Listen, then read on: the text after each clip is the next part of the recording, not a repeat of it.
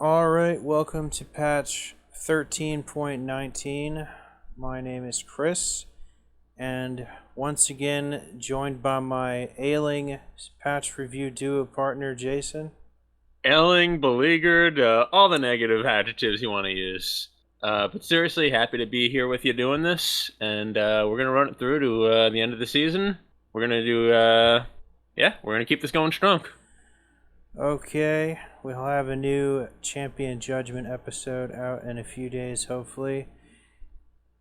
Alright, let's get into this. Be nice if we could knock this out soon, because I am playing against Jordan Love in my fantasy team tonight. I thought you were just gonna say you were like playing against Jordan in one-on-one or something. Alright, since you're so damn obsessed with these changes, why don't you talk about why these two things matter?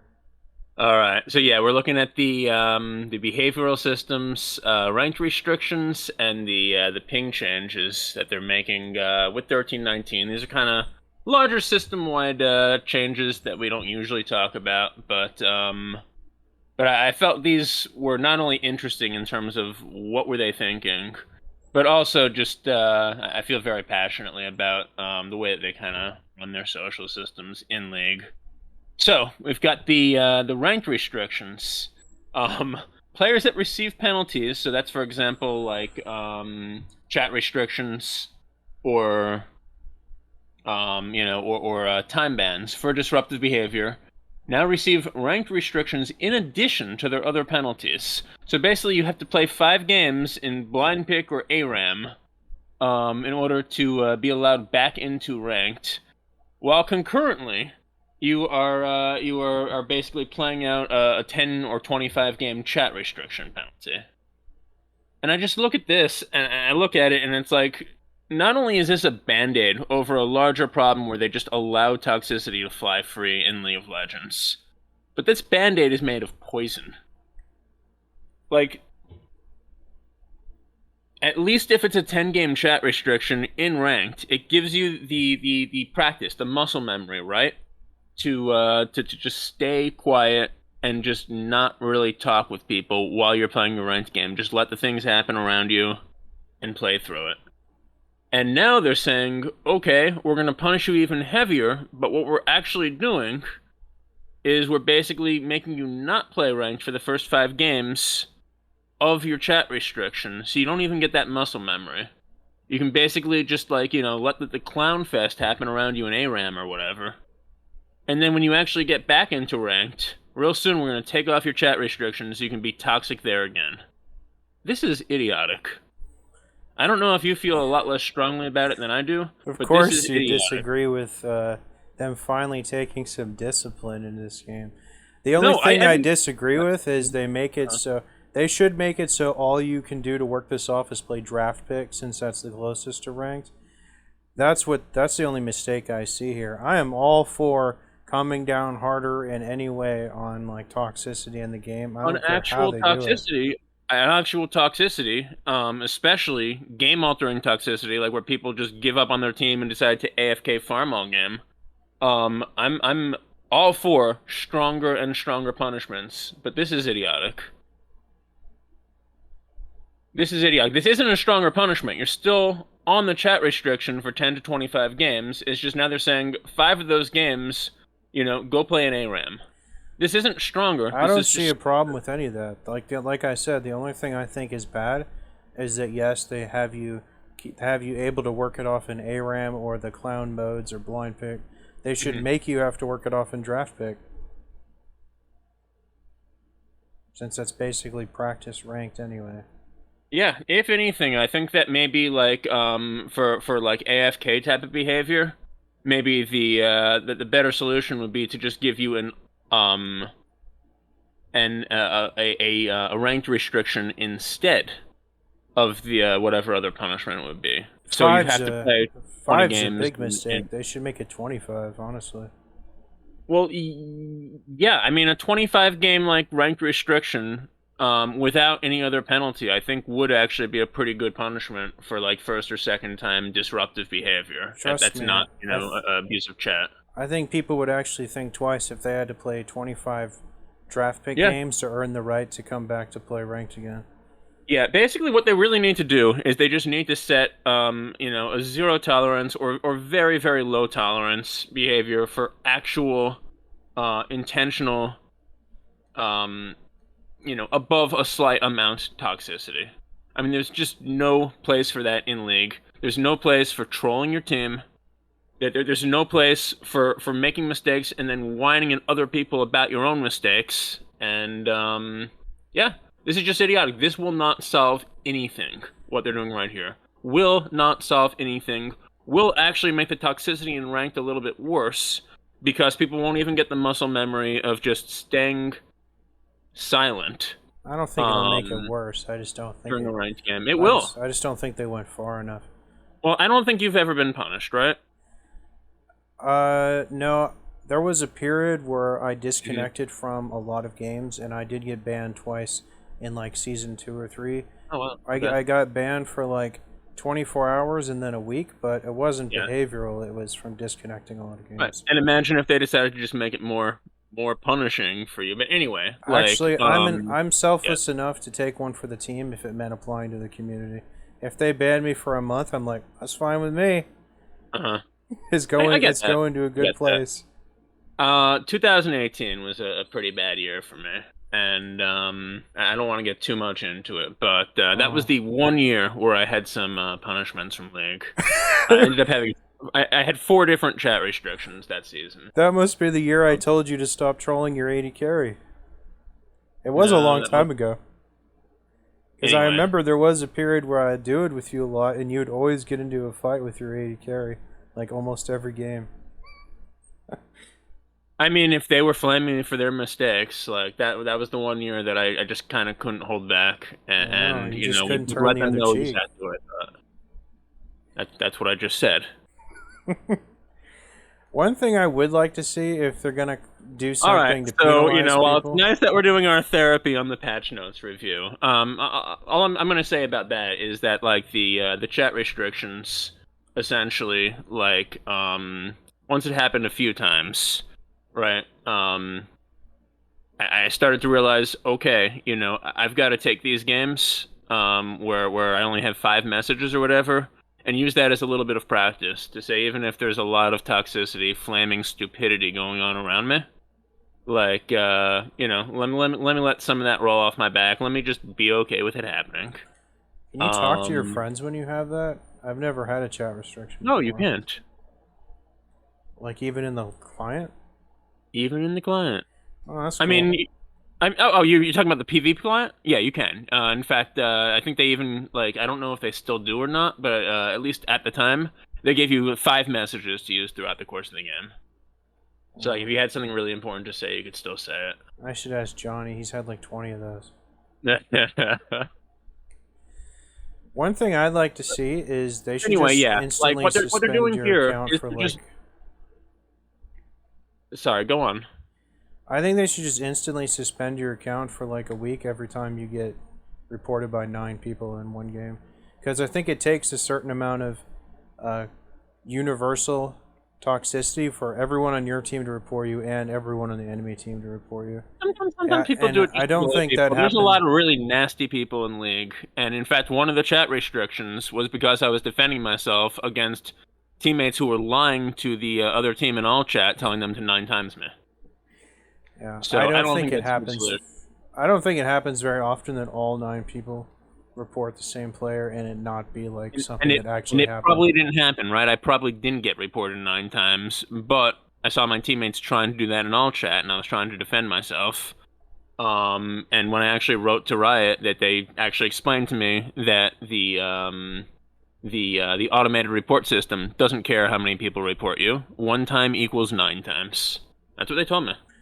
Well, regardless of how it works, I think that would be a big improvement, because there's sometimes they're so blatant that... Here's what they need to do. They need to allow like players to just dole out like minor punishments to other players without any type of like automated review or Riot review. So, for example, like if you say some type of curse word or whatever, obviously if no one reports you because you're just talking. And it's just using that language, fine. right? But if other people are reporting you for it, they should be able to dole out like a small punishment to your IP, or the blue essence that you get. Maybe give you like a 1-game chat restriction, something like that. And then they need to save the actual reports for things that will be looked at by Riot staff. Where if you're actually being like over the line, like this is not even close to to decent behavior. Right, we'll look at it, and they'll punish the person. You do it once, it's a severe restriction. You do it twice, your account's gone. That's all they need to do. Yeah, I don't know about putting it in the hands, giving any players individual power over other players. That sounds like a recipe for buffoonery. It's actually not. It's actually a better system than you think. They did some of this in, for example, Guild Wars 1, where you could dishonor somebody, and it's kind of like the opposite of how honor works. But if you dishonor and you were the only person on the team dishonoring someone because you were, mad at them or whatever, you would actually take a penalty instead. And it was like I think it was like 2 dishonor points, right? And those would wear off over an hour. And if you got 10 dishonor points, it would give you like a short, like a 1-day suspension. It was actually a really good system. If it was up to me, not only would I punish people for all the obvious stuff, I would like soft punish people just for playing bad, even if they weren't toxic whatsoever. And you wouldn't even have to call it a punish. You could just say we're rewarding you less. Yeah, I think that would be reasonable as long as the quote unquote punishments were just like less rewards for the game. I think that would be fine. All right, we could talk about the community forever. Let's move on to pings. Yeah. So this I actually like. I think this unlike the behavioral systems just now, this actually does show that they are at least sometimes thinking about how the changes that they make to the game, to the design of the client, is actually going to be used by the community, right? So what they're doing with the pings here is that when you make specific pings about your allies, this doesn't affect pings that you make about enemies, like if you want to show like an enemy ultimate was used or something like that. It doesn't affect pings on yourself, like if you want to show your own health, mana, ultimate cooldown, summoner usage, whatever. Your whole team will still see it. But if you ping an ally's portrait, the alive or respawning in 26 seconds, their level, their ultimate cooldown, which basically is like, oh, your ultimate was terrible. The primary and secondary rune trees, the summoner spells, the items, or the trinkets. It will only show to you. So it can give you the information if you want to see like how long until this person uses their ultimate again. But you can't use it anymore to actually just flame your team. And this is smart because the things that they chose here are actually things that are almost exclusively used just to flame your team and be an asshole. So just right, like the ultimate bronze move in League of Legends is to like die and then like ping somebody else's items on your team. You're like, oh, what is that build? When it was probably the right build anyway. So just answer me this. Mm-hmm. All I need to know. So they're gonna add some option to the game's like options, so I don't see any of my allies' pings. I can do that now. This is not an option. This is, So I still have to see my allies' dumb pings? No, you will never see your allies' dumb pings on you or other allies ever again. If you're if you're like top NA Jace is feeding and like decides to like ping your items, no one on the team will see it except him. What's the point of him pinging it then? Well, for most of the things, there'd be no reason to ping it. But, for example, like if you want to see, like, how many seconds an ally's, ultimate is up in, like, for example, a Soraka ultimate, and you don't know whether that small, slice is, 8 seconds or 14 seconds, you can ping it to see how much longer is left. I do that sometimes. I noticed that the stupidest one actually isn't on this list. They didn't disable it so you can no longer ping your gold anymore. because that's definitely the dumbest thing I see the most is people that are sitting on a lot of gold that they actually did well and made, but they're too dumb to actually go back and leverage their gold lead, so they just a lot of the time they're pinging that to say, hey, I really need to go back and you not get in a fight for a minute, please. I don't care. That's stupid. That should be one of the things on this list. Anyway, well, no, it shouldn't, because to be clear, whenever you ping any of these things for yourself, your whole team will see it. So you'll still see people pinging their gold, or if they wanted to, for some reason, like ping themselves and say, I'll be alive in 6 seconds, you'll still see it. But if they ping someone else on their team, you will not see it. Understand? Okay, well, this didn't go far enough for me then. I wanted like an option in the interface that just disabled pings. Well, there is. It's called, you go to the scoreboard and you disable pings. Well, those are like the missing danger shit. I want the disable the chat pings. I think that also disables the chat pings. I don't know. I'm almost sure it does. But anyway, I honestly just haven't done it a lot because I'm too lazy. Yeah. There are a couple times that I will actually use these pings on a teammate to try and be helpful. Like if I say, "Hey, let's wait for this person to, to move out of the base together" or something like that. I'll often do like a single ping on, the last person to respawn. And sometimes I don't have the time to type all that, so I will literally just ping it once, to try and hopefully get across the point. I have never pinged someone's stuff unironically to troll them before. Yeah, no, these were added to the game to try and be helpful. And the community took that and shit on their good intention and basically said, look, we're just going to be worse and worse and worse to each other. But that there are a couple of legitimate reasons to ping these things. Sometimes if I'm with a pre-made, I'll ping their mythic just to show the rest of the team that we're at a PowerPoint. The only one I trust my allies to consistently ping correctly is when they ping an enemy death timer. Yes, so everything with enemies will still be available to everyone, and everything that you ping about yourself will still be available to everyone, and that shows that they were actually thinking through instead of just being, League community sucks, so let's just take away all the communication. So at least they're better than Blizzard. That would be a good idea. At least they're better than Blizzard. I am all for removing missions, emotes, pings, and all the garbage. And finally, if you want to scroll up, I'm just gonna, for 3 seconds, the accessibility update. First of all, good on them for for making things accessible to people who either just have their mic off because they can't make noise or are hard of hearing. But in addition to that, I think this might actually be useful for even people who have the sounds, just to have it at their full attention that somebody on the enemy team has used like a game-changing ultimate. I'm probably going to turn this on for myself, even though I don't really need it. It's just kind of extra attention that you can be drawn to know that the enemy has used a game-changing ult and you might want to react. Particularly the Briar ult, which is kind of hard to hear. So, this just added more crap to the game that you are going to want to turn off? This is an option, and it's actually off by default. Yeah.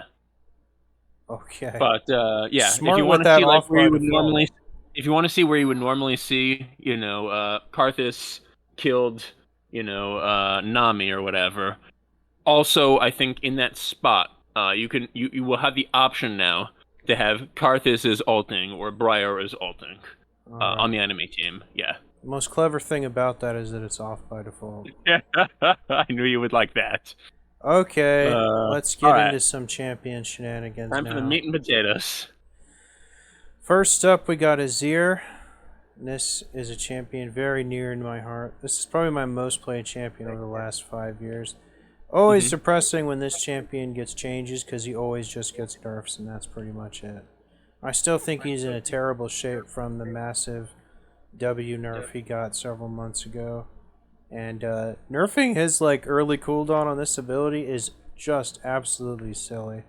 He has such poor lane presence in the early game, and he needs the cooldown on this to farm really bad. And he's not exactly Orianna with the Q harass, so this is a really stupid change. He's already really bad in the laning phase. I've heard he's a terror in the pros, and that's probably why they're doing this. If you say so. Yeah, I mean, I I haven't think seen it myself. I'm sure But... late game he's still good. Oh yeah, yeah, yeah. Even when Azir is in my game, I'd say I'd consider him an average champion.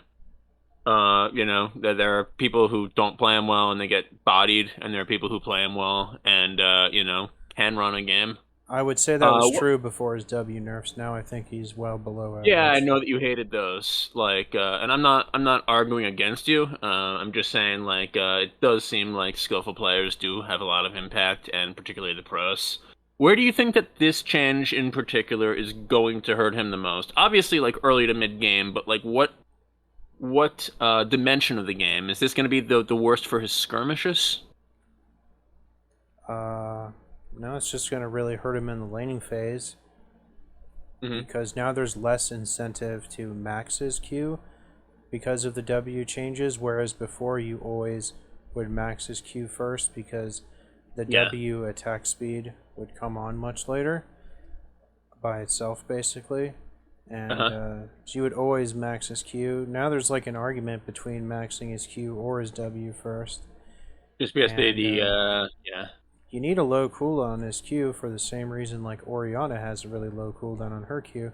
You have to reposition like the focal point of their abilities to be able to like farm in the laning phase, you know? Yeah, although as you're maxing, the Conquering Sands is the Q, right? Yeah, so it lets him reposition his soldiers. Yeah, so I would say this actually makes him more incentivized to max his Q, just because you're dealing with less of that quote-unquote penalty. Well, it's only worse until it's maxed. Yeah. So you need to max it even quicker. You're getting more reward. You're getting 2 extra seconds of cooldown reduction instead of 1.5 every time you level it. Here's the thing. If they made this 18 or 20 at level 1, I could get behind it if they dropped it to 5 at level 5. Because he's all about that late game scaling, and it don't matter how garbage he is in the laning phase if he is a monster enough later in the game. You think that the laning phase trade patterns are actually being hurt even more than the early skirmishing is? To be honest, he's so mana hungry, and his laning phase is so terrible. He can't even really afford to even try to push people out of the lane because he's just so bad at it. Orianna's a very similar champion that's just way better at the laning phase than him. Okay, and yeah, Ori keeps getting these small buffs every few patches too. All right, I think Briar's next. Yeah, I'm not gonna go over all of this crap. The only change of significance I really feel like talking about is the change to her second active on her W, the snack attack. Basically, just got less sustain versus champions and monsters and minions alike. I did mess around with her a few times. Her sustain is pretty fun. It's insane. She does feel really clunky to play, though. I guess she just has a really, the whole jungle. Yeah. really unique playstyle. Yeah, I don't know if this was warranted or not, though. She does have an insane amount of sustain. So I've actually like played against Briar a lot of times in the last few weeks, like every other game. And games where I'm not playing against her, she's usually banned. She is a really annoying champion. I don't think she's overpowered per se, but she is annoying because when she gets on you, not only is there no escaping, but unless you're way, way ahead and a certain type of champion that can do damage very quickly, you can't fight her either. Now, when it comes to the the later parts of the game when you're going to be traveling with your teammates, it's hard for Briar to like 1v3, particularly if your team is smart enough to build Grievous wounds against her. Most of the time, they won't be. So I don't think that it's she does still have that assassin problem late game, and I don't think that she's particularly overpowered, but she is really annoying. What I have noticed is she's a pretty good jungler. She is an awful, awful top laner. Every single time except one that I've seen her in the top lane, she got bodied.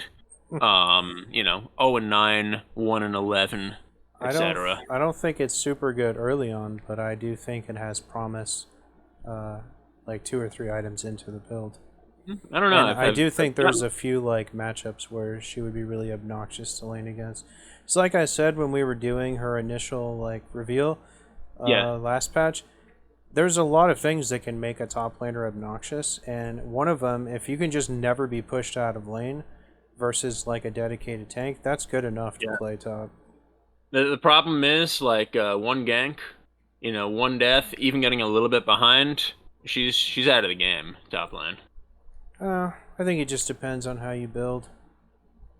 Yeah, and then obviously, like, you can get relevant again once you get to like 3 items, but good luck doing that if you're way behind and never able to step up to the wave to farm.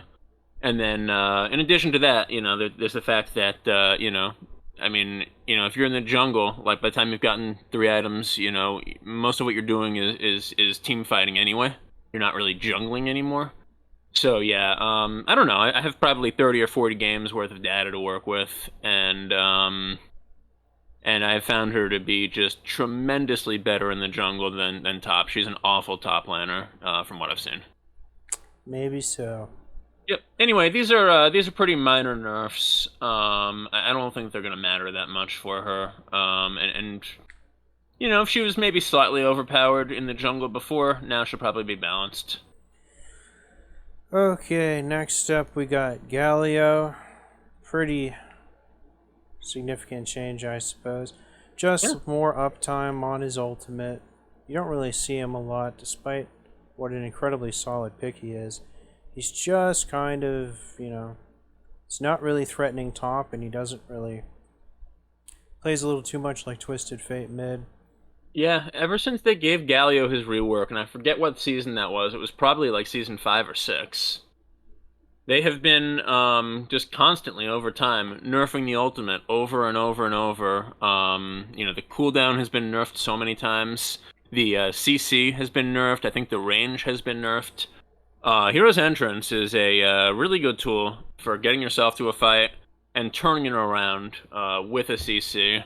I always kind of am surprised when I do watch professional play how impactful this can be. Because it seems like it shouldn't be better than like a Shenalt or or even like a good Twisted Fate roam, with a gold card.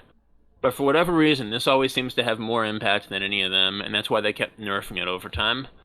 Even as they would increase his wave clear, increase his champion damage, increase the cooldown on his taunt, give it quality of life buffs. But as they made the ultimate so long in its cooldown. I mean, we were talking before this patch, 200 seconds at level 6, and even at level 10 for that matter. Galio just fell out of popularity. Like, this is his high moment, and if you can only do somebody's high moment every 200 seconds, it's not that fun. So I think that's part of why a lot of people don't play Galio now, even if he is like a somewhat useful champion. And it's nice to see him get a little bit of this cooldown reduced. 180 seconds is still long, but it's not 200. I think a big reason people don't play him, not because of like team fights or whatever. He's obviously awesome in team fights. I think people don't play him because he's just really awkward to play on the laning phase. He basically just gets dumpstered top against anyone that'll all in you on a dime, which is like most of the champs to go up there. And he just feels very awkward to play mid because he just doesn't have like sustain, and he's melee, and it's hard for him to kind of CS, and it's kind of annoying to play against assassins. Yeah, and that basically only leaves you playing him on support, which I actually was doing for a while a couple of years ago. I don't think it's half bad. He's an interesting support. I don't think he's like a good one, but he's like bubbling right under where it's like he can be viable if you really find the perfect comp to use it against. Yeah, I mean, he's designed as a mid laner. He's not supposed to be a top laner. Nobody with a semi-global like that is going to be a top laner. At least by intention. But in the mid lane, I agree with you. He's a little bit awkward because A, he's melee, and B, he controls kind of like a tank. Like he's not smooth, and you can't chain skills into movement very well with him. And that is a problem when you're in the mid lane, and it's easy to get post down. I think they should make it so he can flash while taunting again. I agree with that, but the reason they got rid of that, right? Because it was strong? Well, because it was strong, particularly in the pros, and that's where he was already strong as this like roaming disruptor. They were trying to get him to a point where he could be like somewhat balanced between low-level play, skilled play, and pro play, and that's why they had to get rid of that.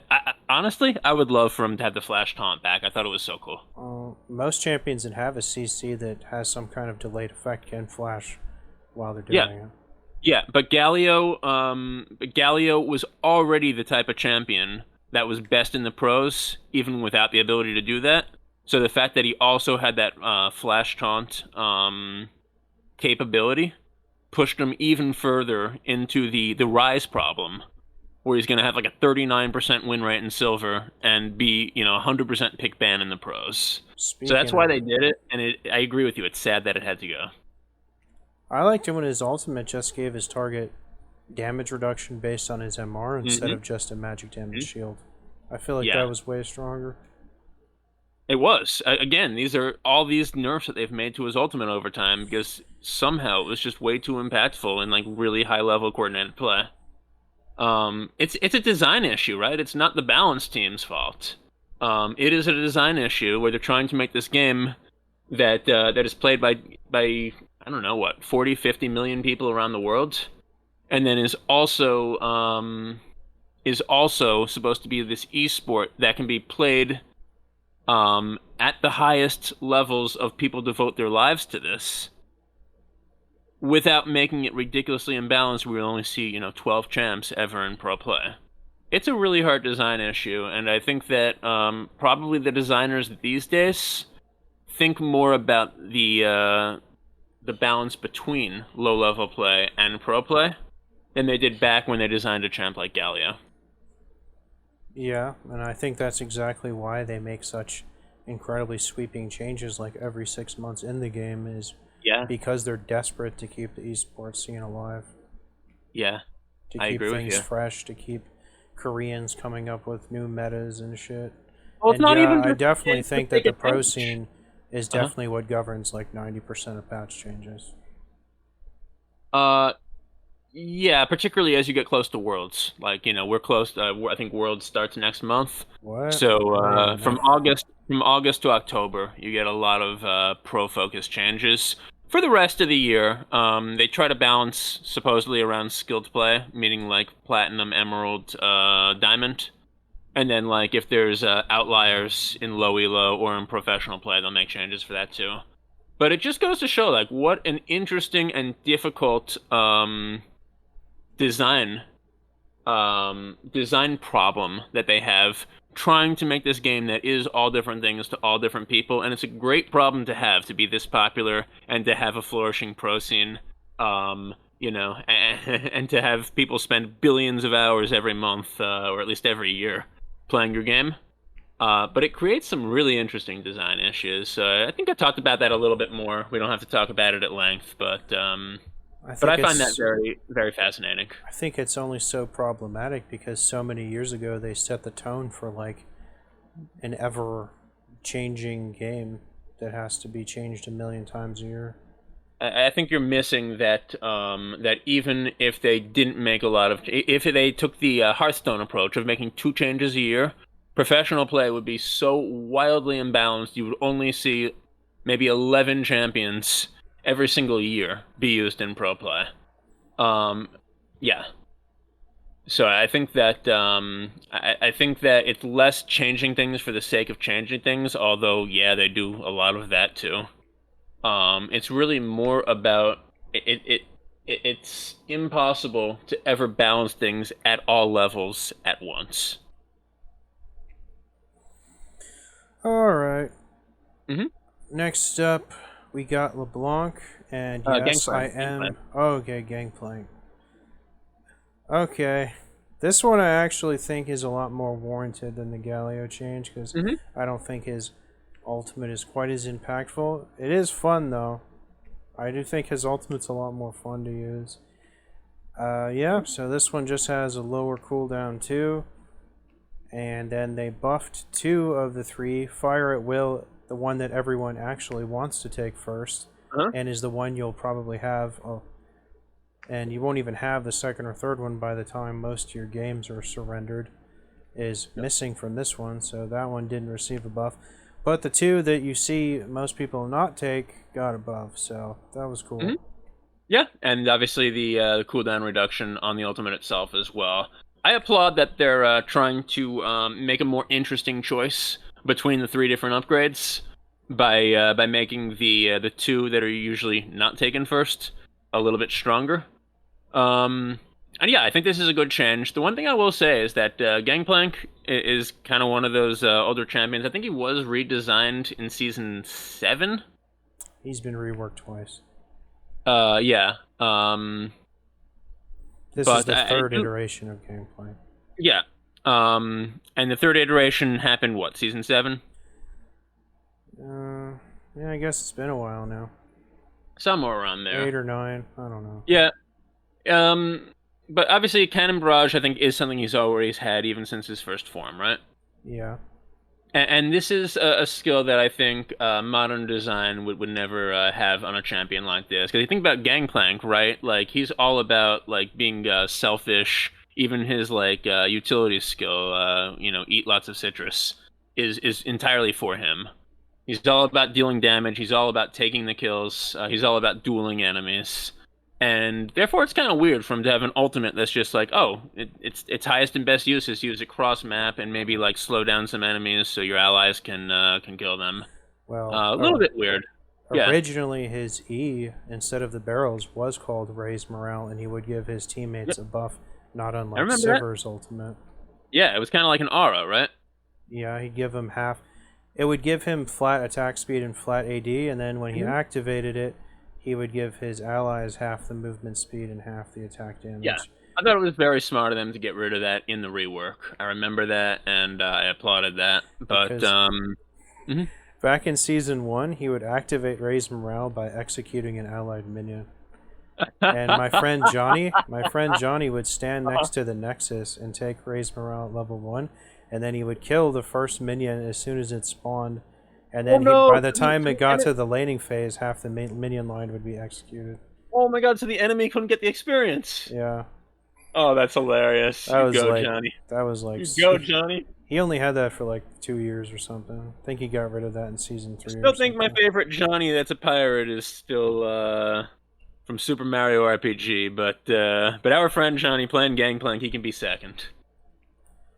Yeah, like, I'm not saying they should get rid of Cannon Barrage. It's a cool skill. It's very much a Gangplank signature. It's already in the game. Just leave it alone and do cool stuff like this to it. Yeah, but I think his Q and his ultimate, I think, are the only thing they should keep. Yeah. If he were to be inevitably reworked in the future, which he will. Sure, I'm fine with that. But I'm just saying, like, it's interesting to note that, like, this is the type of ultimate that would never be attached to a champion like Gangplank today. And there's good reason for that, but I'm not saying get rid of the ult. Alright. Next up, we got LeBlanc. Jhin. Yes, I did purposely skip Jhin because some stupid shit person thought they were being cute with that change. No. Go back to Jhin, sir. This is a huge change. Yeah, he got more damage. I get it. Okay. This is big. Okay? Particularly at level 3, it's 44 more damage minimum, which can be multiplied by up to 4 times on each hit, because it's 0 to 300% extra damage based on missing health. Yeah. So that's 196 extra damage per hit on his ultimate, and you have 4 hits on it. This is enormous. This is the biggest change of the patch. We are not skipping that. This is the biggest change of the patch. I think we should skip it just on principle. Seriously though, like, this is a huge buff to Jhin. Lots and lots of extra damage. Be aware of it. And I think that maybe part of the reason that that he got these buffs could possibly be because Gale Force has been nerfed a bunch recently. That was his go-to ADC item. And in addition to that, remind me, were some of his other go-to items kind of nerfed in the last few months? Well, they basically nerfed all of the Doom build stuff. Mm-hmm. So, yes. Yeah. So yeah, I think that maybe Jhin as a champ wasn't struggling so much as the items that he was using were, or at least were being nerfed. And therefore they're trying to give him some of his power back. But yeah, do not sleep on this change, which looks like it's just 14 damage, at level 6. But is actually up to 384 damage at level 6, and could literally be thousands of damage if he hits all 4 parts of his ult on like medium to low health champions at level 16. This is huge. All right, now we can finally go to LeBlanc, I guess. Yeah, just small little buffs here. Buffs? Yeah. I think this is a nerf. What, just based on the stat stuff? Yeah, I mean, these are huge stat things. Well, seeing as how she's like an assassin, doesn't really matter what they do with her stats as long as she does more damage. Yeah, I don't know. To have half of the mana growth that she had all game, it means that she's not going to be able to like use these extended combos nearly as much, especially if she's doing it as she's roaming out of lane. Sorry for cutting you off. Did you want to say any more about it? It's not really what she's about. It's not what she's about first and foremost, but it's something that she sometimes has to or wants to do. Okay, that's a kooky way of balancing the game. Well, you know what? I mean, I can look at this and I have a very good idea of what they're doing here, or what they're trying to do. Like, this is all about the static Shiv build. This is because her wave clear and ability to clear the wave quickly and then get to another lane and assassinate someone was so ridiculously stupid good with static Shiv that they're basically saying, okay, look, we can't stop you from building the static Shiv. We don't want to change the static Shiv too much. LeBlanc is just way too good with it. So what we're going to do is we're going to nerf all her other wave clear, so she has to build the static Shiv. But even when she does, the wave clear is a lot worse than it was a few patches ago. So that she isn't going to be able to just clear and roam every other wave. And that's what they're doing here. That's why they're taking away so much of her mana, so she can't use skills on the waves as much, like the distortion, little area of effect. And that's why they're taking her attack speed down so much. Her attack speed isn't about fighting enemy champions. Her attack speed is about wave clear. And they're basically almost having that. This is the lowest attack speed, I believe, in the game of any champion. Rel would be like, damn. Okay. That's what they're doing. And to compensate, they're giving her back slightly higher AP ratios on a couple of skills. But make no mistake, this is a nerf, and this is all about containing her roam in the early to mid game. Well, if you were never building her like a clown, you'd be happy with this. No, you wouldn't, because now you have no way to wave clear, ever. Good luck with your 30 CS assassinating someone. First off, she's never had good wave clear her entire life cycle, so right. that's something that LeBlanc's coming to terms with. Now it's twice as bad as it ever was, because she can't use her skills on the wave, ever, with mana growth that low. And her attack speed, she can't even attack the wave and clear it before it gets to her turret. You have to build static Shiv on LeBlanc now, after these changes. You have to. Yeah, that is such a dumb idea. What, building it or forcing her to build it? Both. I guess. But, yeah. Doesn't make any sense. She was crazy good with static Shiv, and now she will be okay with static Shiv and complete horseshit with any other builds. You have to go static Shiv. But hey, at least it's still got that AP ratio. Yeah, I think that trumps anything they could do with the stats, honestly. It doesn't matter how shit her mana pool is. All she wants to do is wait around for the perfect moment to do her full combo. Just like Zoe or Annie. But you understand the problem. First of all, to do the full combo, you actually need to, to get any value out of it, you actually need to be able to threaten to kill someone. You can't do that with 30 CS at 20 minutes. And second of all, a lot of the perfect moment is not about just waiting for your lane opponent to make themselves vulnerable. It's about being able to get out of lane without losing too much CS. The perfect moment is usually going to be on an enemy top laner or ADC or support. So she's going to have far fewer of those perfect moments now. But there's still Static Shiv to help you clear the wave, I guess. Yeah. Yeah. Whoever's building Static Shiv on her is just an idiot. No, anybody who doesn't build Static Shiv on her is an idiot. There like, are I so know that many... you haven't been playing that much Rift lately, but it's just objectively the correct thing to do. There are so many reasons to not build that, it's insane. Yeah, and there's one very compelling reason to build it, which is that you want to win the game. How do you even lane against someone with 0 AP in items? I mean, it's just... I know you say she does it to roam, but that would just make your roams way worse too.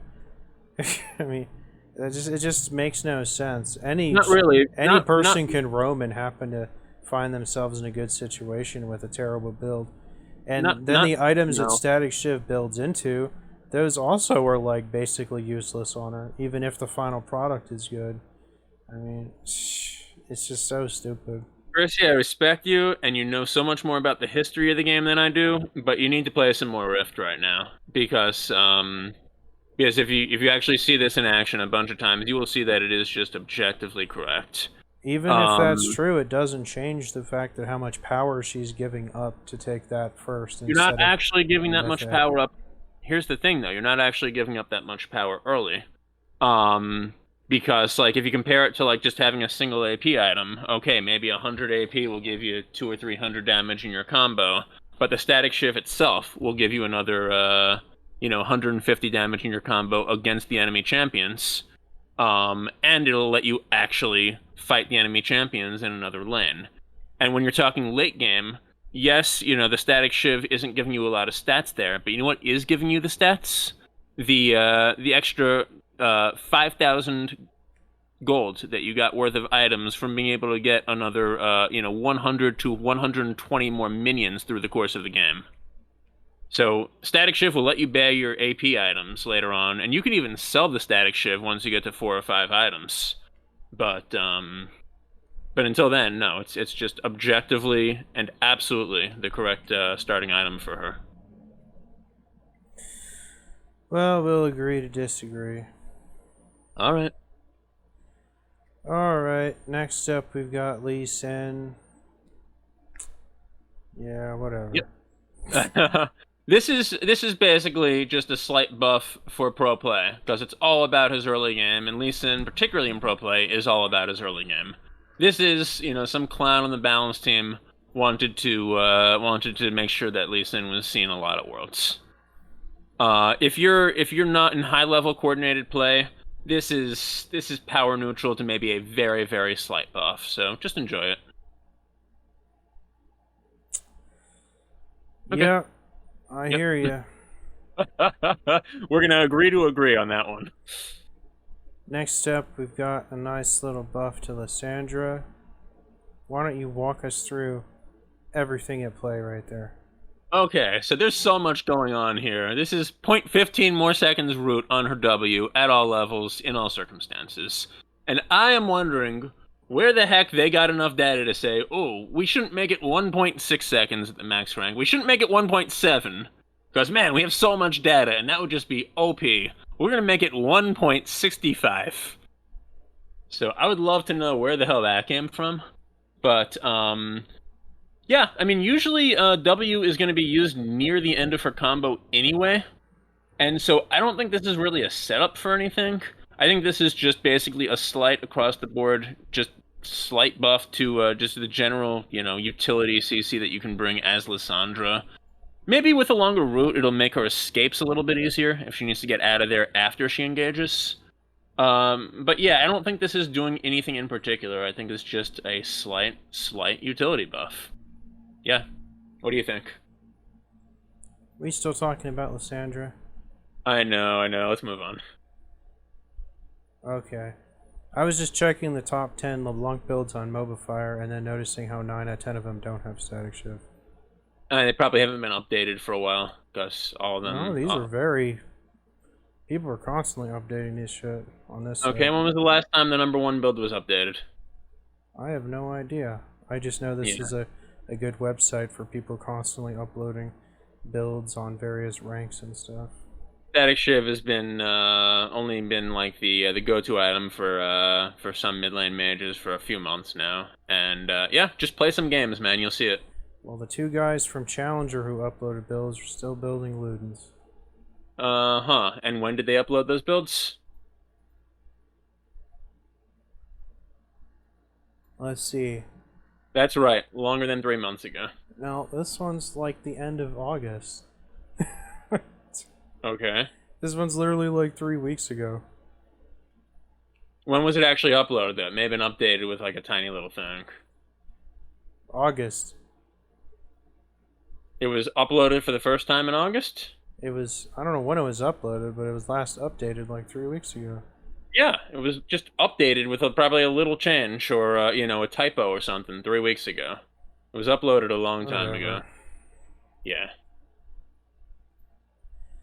Okay. Nunu. Next up, we've got Nunu. This is actually a much bigger buff than it looks because you use this ability 3 times if you use it just once. Yeah. It's 3 snowballs 3 different times, so up to 9 15% APs through the course of the whole combo. Correct. And isn't it great that they're just encouraging more degenerate AP Nunu?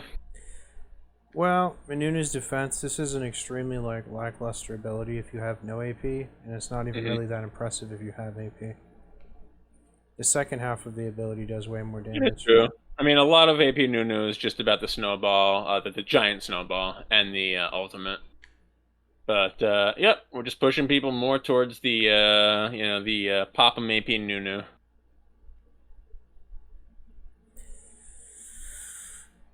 Okay, next up we've got Pyke, who definitely needs a buff, more health, which gives him more AD, and then apparently his dash needed more uptime as if it was not insanely good enough. Yeah, I mean this is a weird place to buff him, because he's already one of the slipperiest assassins at the higher levels in the game. And now we're giving him more slipperiness at high levels. I know that we disagree on Pyke all the time, but I felt this was entirely unnecessary. Big of you to admit it, considering all he does is build cooldown reduction items. Yeah, like this is silly. Okay, next we've got Rek'Sai, who's getting a lot of funky stuff here. Passive's getting kind of nerfed into the ground. I never really thought it was that great, but whatever. She can stack it super fast in the jungle. She gets like a full bar really easy off of like 1Q. So maybe that's why it was too strong. Or maybe this is still from Rek'Sai being halfway. Well, this is a late game nerf on her passive. Like, it doesn't make that much of a difference early to be 10 instead of 15, but 10 instead of 125 is huge. Yeah. Okay. So I think it was maybe less about the stacking it in the jungle and more about the being able to stack it in champion combat would be my guess. Thing is, her passive is kind of useless into a fight, and I think I explained this point to you before. You're always going to want to expend her Fury on her E to do the true damage, and she can only get the true damage on her E when her Rage is at 100.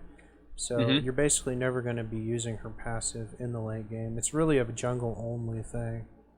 Okay, so you're thinking maybe like if she got into a skirmish and then went back into the jungle, they don't want her to recover health as quickly? I guess not. She really can stack it to 100 like super easy. Yeah, that's true. And then what else do they do to her? Well, we got less damage early on in the queue, which kind of points more towards my point, I suppose.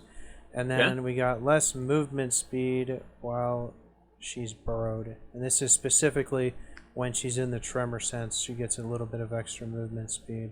Yeah, and that's a pretty big nerf, right? Any nerf to movement speed, I think it's a big nerf. Yeah, I mean, it's up to 15 at the high levels. That's a lot. Yeah. And then they did give her back some damage on Unburrow, but I think this is overall just a pretty big nerf, right? This is a pretty big nerf. The damage component of Unburrow is kind of laughable compared to her Q and her E, her main damaging abilities, and her ultimate. Uh-huh. It's just a CC ability, you know? I'll tell you how you know that a champion is overpowered.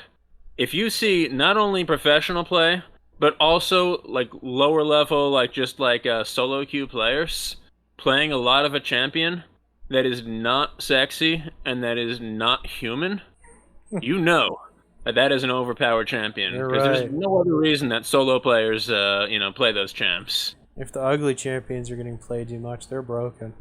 Exactly. Because that's the only way the ugly champions, sorry Leo, will ever be played in the solo queue. You think Leona's ugly? No. My friend Leo, who likes Rek'Sai's design. Oh, okay. Damn, Leona's hot, man. You get out of here. No, Leona's good looking. Yeah, Rek'Sai. I wouldn't say Rek'Sai is ugly. I mean, she is like a void monster. Yeah, I mean it's like saying that you wouldn't play Cho'Gath because Cho'Gath's ugly. You know, that's like the whole point is that they're like crazy looking. I mean, compared to how useful Cho'Gath is, how much do you see him in your solo queue games? Not that much, right? No, I think Cho'Gath's wildly more popular than Rek'Sai is. It takes a really niche type of player to play Rek'Sai. Yeah, that's the other thing too, right? Like Rek'Sai is a pretty different play style. You know, kind of the same way you don't see a lot of Singed, but yeah, my point is like Rek'Sai, you know, just the design visually, lore-wise, and gameplay-wise is not the type of champ that you would usually see a lot of in your games. And the fact that I've seen a reasonable amount of Rek'Sai in my Platinum solo queue games recently, like, kind of proves that she must be really overpowered.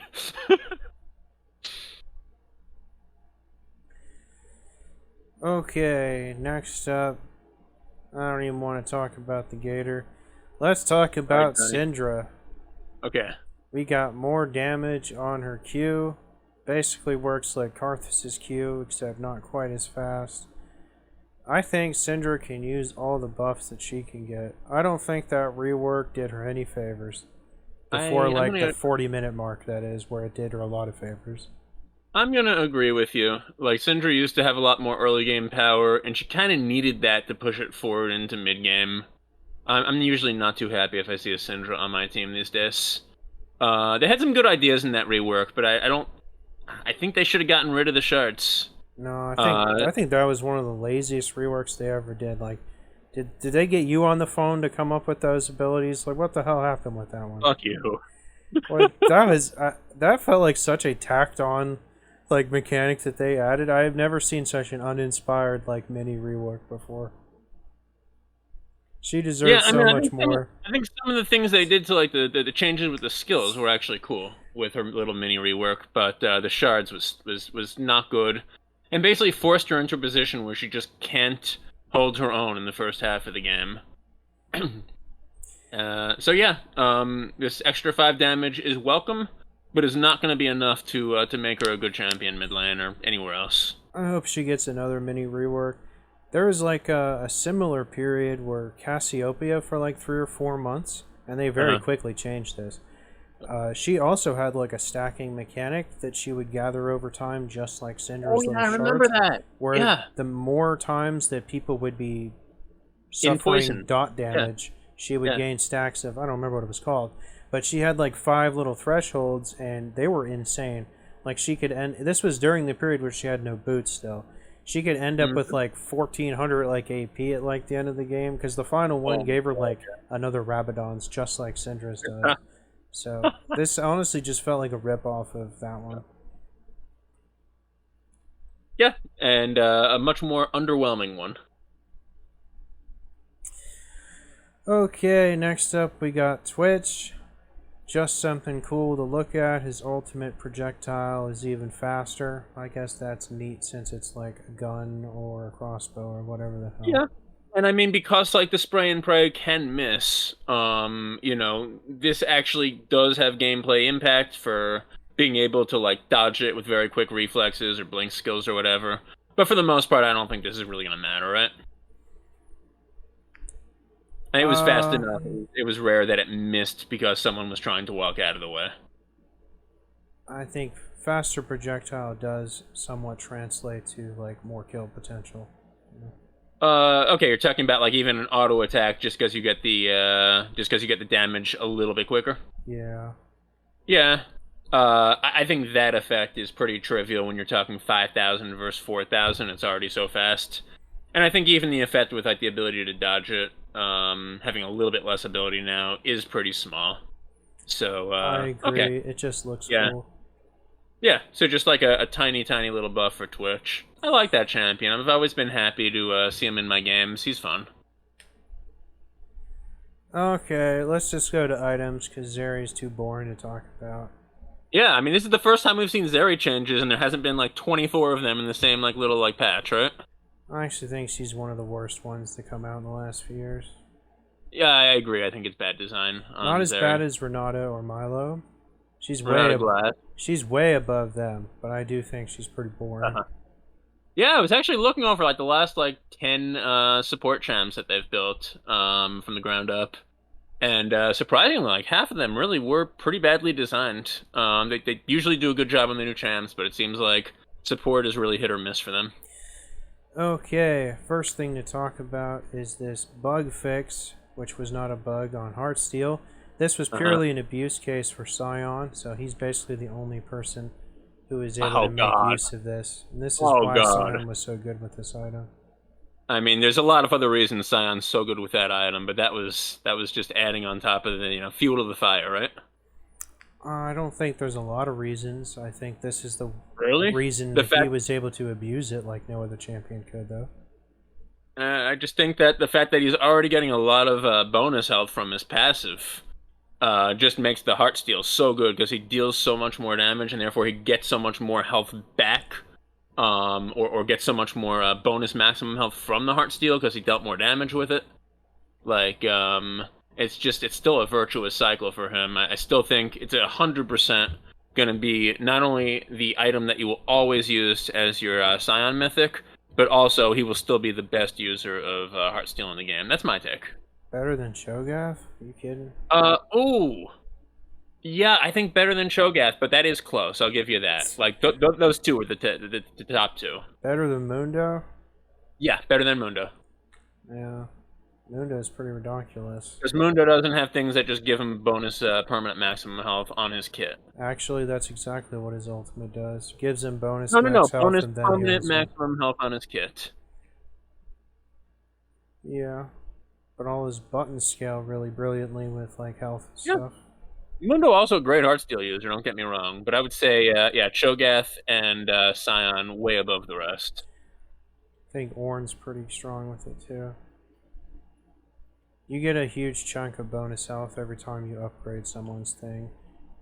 By the end of the game, you have like 40% bonus health, armor, and MR. Yeah, I mean, there's a lot of really good Heartsteel users, but I do think like Scion is ridiculously good. Anyway, yeah, good that they got rid of this bug, which you said wasn't really a bug. You thought this was intended? I think it was working as intended. They just didn't intend Scion to be able to be so good with it. Oh, okay. So you think the only part of it that was unintended was the Scion interaction? I could buy that. Like, for instance, if a tank got like 3 or 4 stacks at like his own Nexus, and then he died and was revived by action, I think it was their intention for it to reset when the person died. I think that's a good theory, actually. I would sign on to that. Okay, next we got Randuin's, which I think has always been a brilliant niche item, especially since they restored its old effect that actually made it worth a shit. And now it's a lot cheaper, which makes it feel better to use, so that's cool. Alright, yeah, this is a big buff, and here's why you're wrong about it being always a good niche item. In the last year, since they did all this crazy Doom build shit, the amount of damage actually coming out of the basic damage per instance, not to mention the critical strikes, was actually pretty minuscule. Like, the types of champions that this would have always been good against in the past, the ones that use a lot of basic attacks with very quick attack speed, weren't even getting their damage out from their attacks anymore. They weren't getting their damage out from the basics. They weren't getting their damage out from the crits. They were getting their damage out from all this stupid Doom build, like 970 damage on hit, combined with the 80 basic damage that your basic attack actually did. So Randuin's wasn't really doing anything against them. It wasn't doing anything against the the ability type ADCs like the Zayas and the MFs of the world, and that's why it actually has been in a terrible place in the last several months. Even though historically, I agree with you that this was always a really cool and good niche item. So good to see that they're buffing it.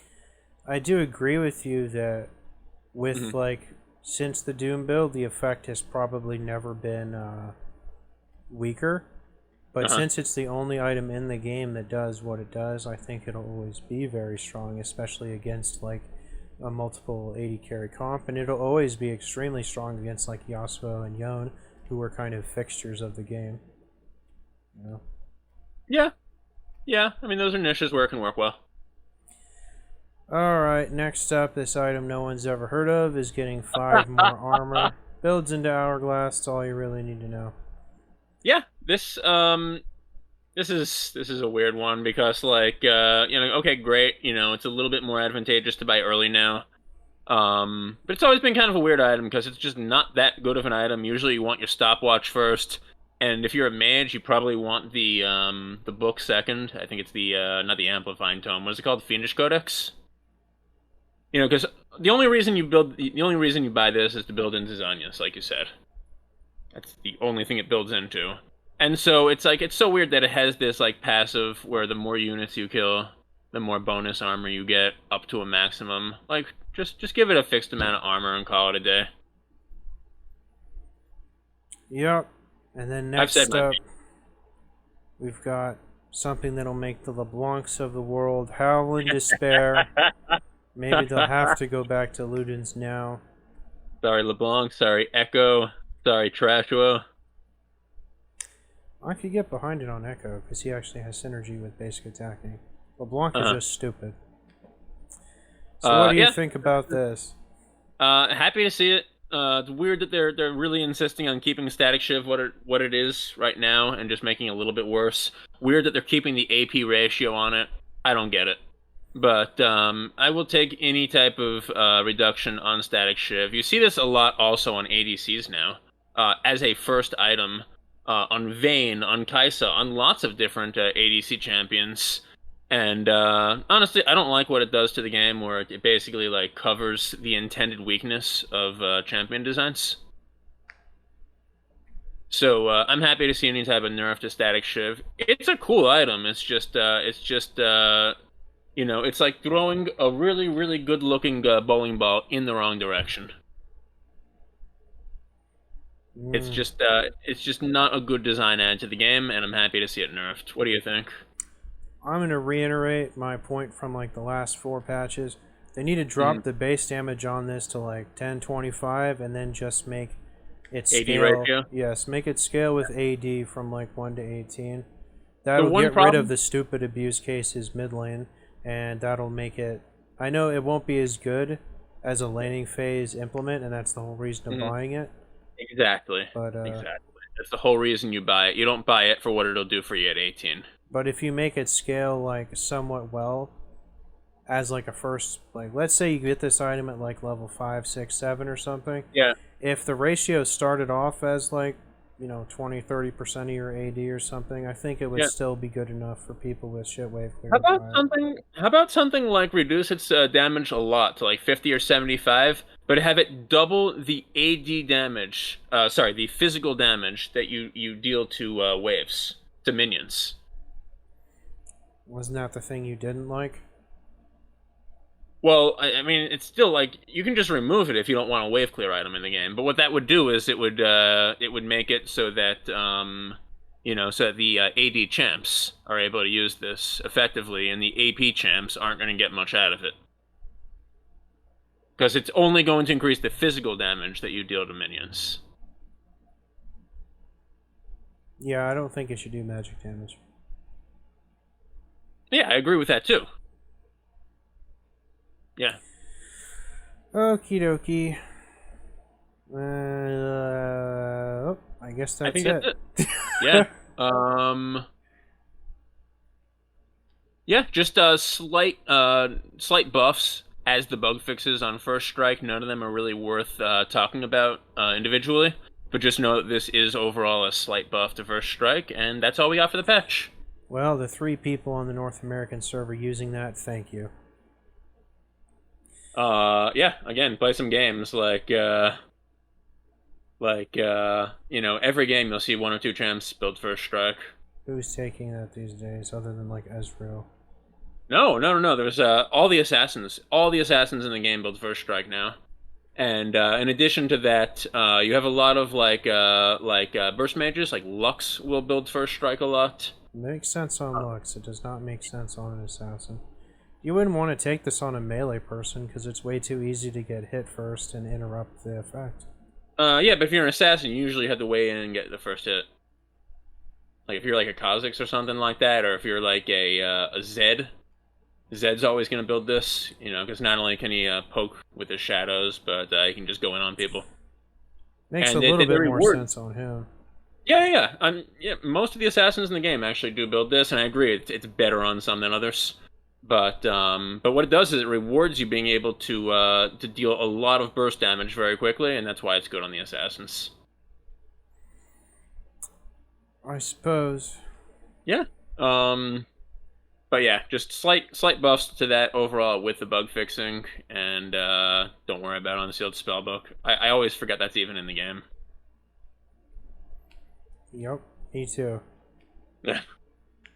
Thanks a lot, Inspiration Tree. Alright, that does it for 13.19. Hopefully we'll get our next video out in a few days. That should be a fun one to talk about. I'm looking forward to seeing... I eagerly await to see how poorly your abilities synergize together. Oh, I think you might like this one, Chrissy. Alright, well, we'll find out in a few days. Have a good one, man.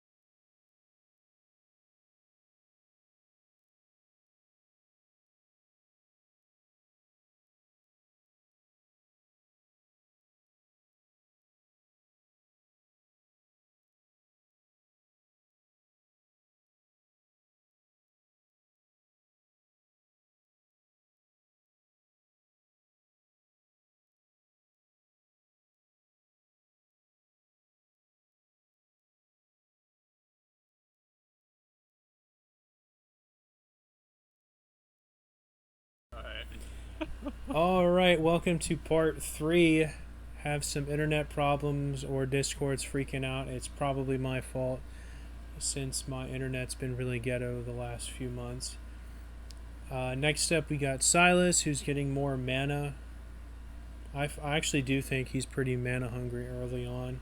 I don't think it's his problem in the late game, though.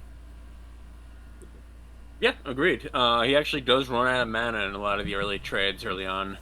It's the only way that he can really fight, and this will let him basically use one more skill every time he comes back from Biss. Yep. Of one more skill before he runs Zoom. It's a small buff, but it's a nice buff for him. Yeah, not a lot to say about that. Next up, we got some stat buffs to Tristana. Let's see, we got less health, more armor per level, and less magic resist. Yeah, I don't really know what to think about that. Basically, they went nowhere with this.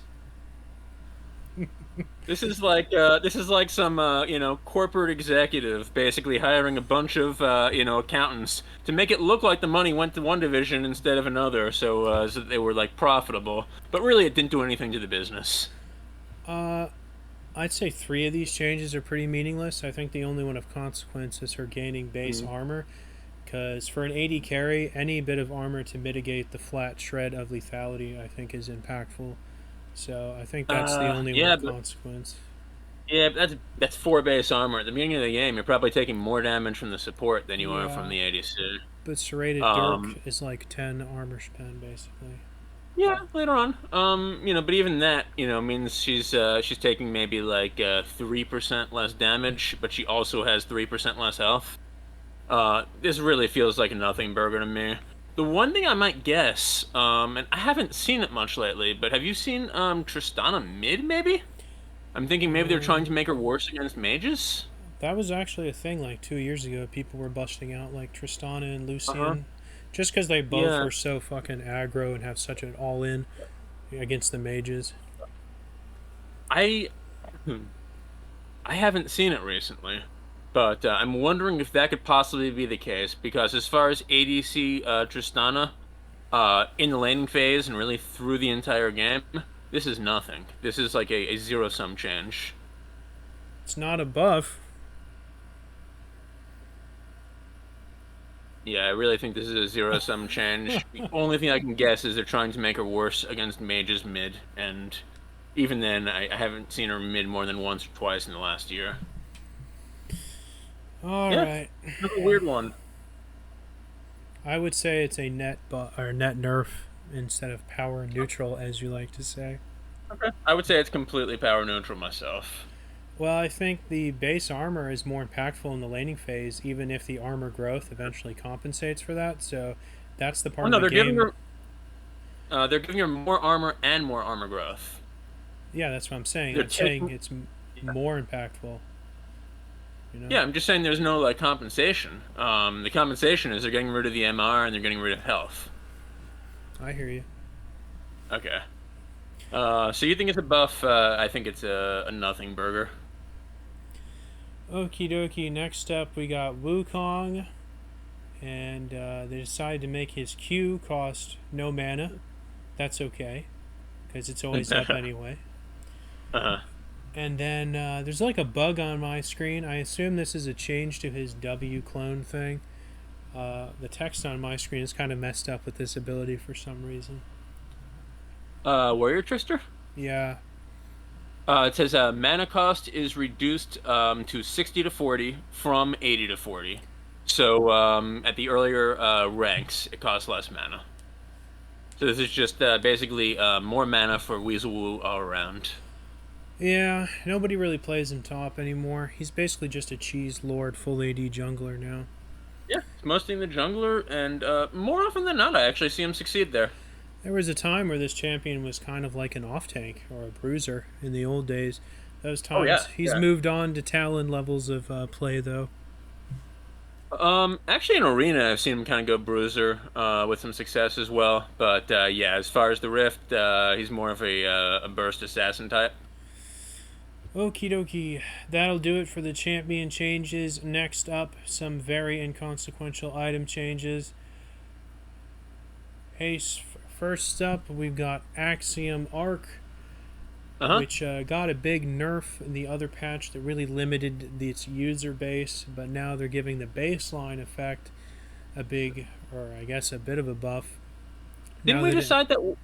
Sorry, go on. Well, the rest of the portion of the ability now scales only with lethality now, where it was strong enough to be picked up as a one-off item on just about any AD champion that wanted to abuse it.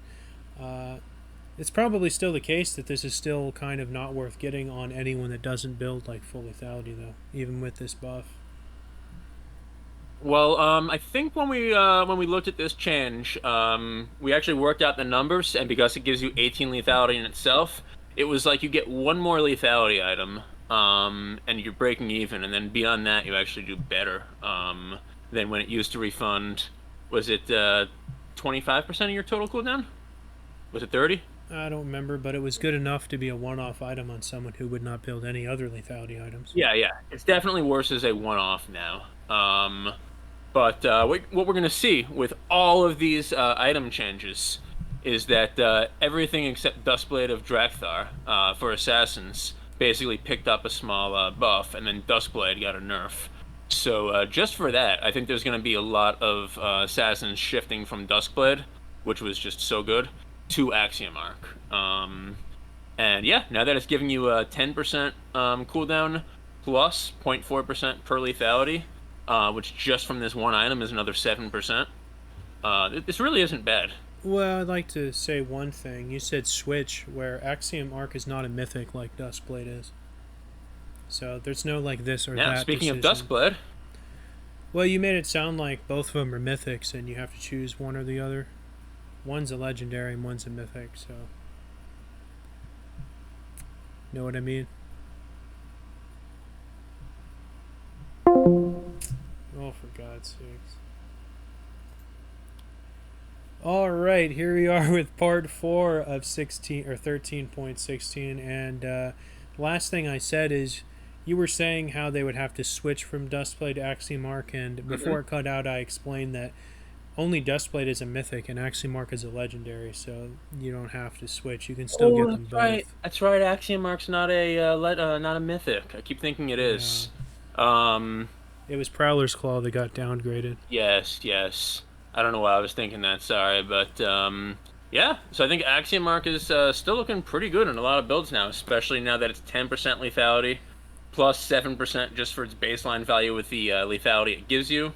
And I said 10% lethality, I meant the cooldown reduction. Plus bonus for all the other lethality that you stack up. Like, if your champ likes being able to ultimate twice during a fight, this is pretty good. Yeah, I think it's a cool item. I just feel like it's a little too niche. I wish there was like a version other types of champions could take. And by the way, for everybody listening to us continually cut out and having to do this video in 4 parts, you should have listened to me at the beginning. I told you to skip this one. But thank you for listening all the way through anyway. Alright, next up we'll talk about Duskblade now, where the fade and targetability thing now has a 30-second cooldown instead of 10. Yeah. That's probably a good thing, but then the bonus damage went down a tiny bit. At one point it was like 25%, then got nerfed to 20, now it's getting hit again. Overall though, for the jump in there and kill someone people, the fact that it just triggers at least once is the important thing. Yeah, I think this is actually a fairly big nerf to the Duskblade, and I'll tell you why. While generally in a really intense bursty team fight, you're only going to be able to proc this once anyway, whether it's 30 seconds or 10 seconds. What a lot of the really good assassins do is they can proc it once in a team fight, get out of that team fight, and then as it breaks up and people are trying to back and buy their items, or as they're trying to move on to an objective, they find another target, they pick them off there, and then any of their teammates that were near them, if you've got the Duskblade proccing a second time, you can get away from them. And that was actually a nice thing that a lot of the really good assassins did. And I found them doing that in a lot of my games, and honestly, I thought it was pretty cool. Like, I totally agree that Duskblade was an overpowered item and it needed a nerf of some sort, but they nerfed the coolest part of the item. I would have really liked them to just take away some of the, just a little bit of the stats instead, and let the really good assassins do their cool assassin things.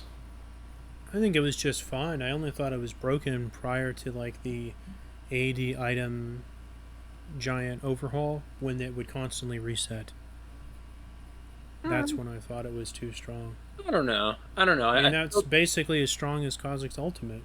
Almost every assassin is going this as their mythic. And even a lot of people who are supposed to be fighters, people like Wukong, are taking things like this. It really was just, it was crowding out a lot of the other assassin items and even some of the other AD mythics that were not designed for ADCs, obviously. So I'm glad it got nerfed, but I really wish they would have nerfed the stats rather than the coolest part of Duskblade. That's all. Okie dokie, next up we got Prowler's Claw, and I actually like this change. It's such kind of a not a super impactful effect like it used to have, that crazy dash where you would dash through people. Those days are gone. Now this is basically just a I kind of think of it as like just an extra keystone almost, what this item does. That's what it feels like. Yeah, it's you just get bonus damage for dashing. Yeah, I feel like that's what, sudden impact, kind of the same thing. Yeah, I mean, it's, resetting every few seconds and has obviously a very easy, condition for a lot of champions to proc. Yeah, they're just improving it a little bit, and, which is kind of what they did with all these other assassin items that are not called Duskblade. Yep. That's all I gotta say. And then lastly, we've got Serpent's Fang and Umbral Glaive, both gained some lethality. These are kind of the Joker utility lethality items that nobody buys anyway. The ones that you find on like Senna and Pike because they're just so poverty-stricken. So now they get a little more bang for their buck, but none of the mainstream mid laners ever take these, basically. Yeah, I agree with you in general. Serpent's Fang definitely has some niche uses in certain games. For if you're going against a set that's getting like 400% of his HP as a shield, if you're going against even like a Vex or something like that, can get a pretty big shield. If you can use the Serpent's Fang against a couple champions that are putting really big shields on themselves, it pays off for itself. But I agree. I don't really think it's good enough at what it does. They've buffed it a few times over the years, and I think if you find the right team to use it against, it's actually a quite good item as a fifth item or so. Yeah. Umbral Glaive, yeah, I don't see that very often. The Blackout assassin item used to be very popular, but once it was moved to Umbral Glaive, hasn't really been seen much. But, worth pointing out, this is more lethality, and if you're using that in combination with Axiom Arc, hey, pretty good. Yep. Well, that does it for 13.16 finally, and we better get the hell out of here. Before we have to do a part 5. Yeah, we're out. See ya. Alright. See you guys next time.